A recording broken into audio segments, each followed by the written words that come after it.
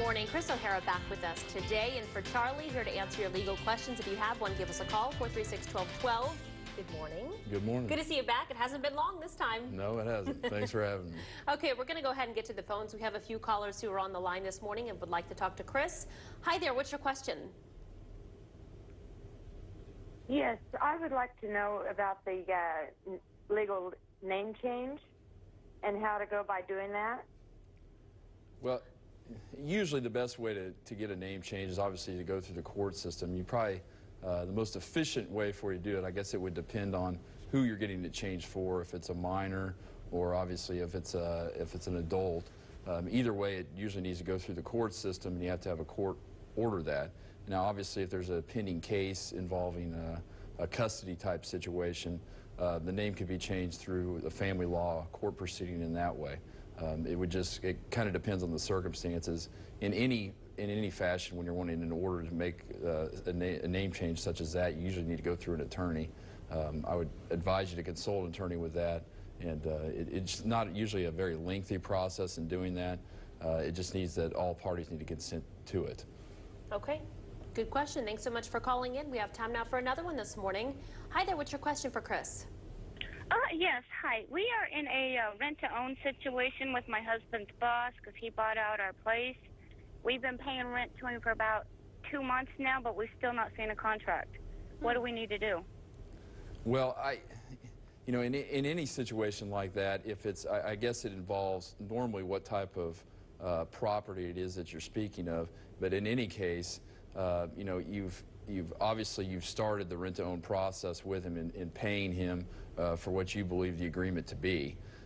Normally, a contract or a written contract would be controlling. In a normal situation, you wouldn't want to start this process without having something in writing.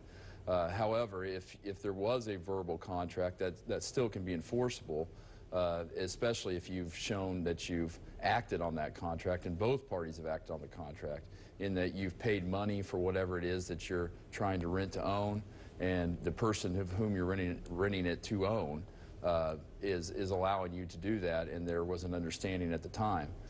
So it's better to have a written agreement. At this point, if he's refusing to give you a written agreement, I would advise you the same. You need to consult an attorney, and you probably want to start doing that before you get too far along in the process.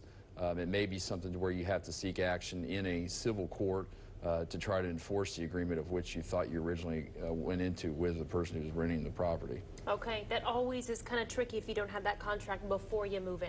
Yeah, it's always a better situation in any case if there is an agreement between the parties. While most of the time and you can most of the time trust the people that you're doing business with, it's always better to have something in writing prior to starting it so that everything's clear at the outset and there are no questions, and then later on this doesn't happen, this doesn't come up.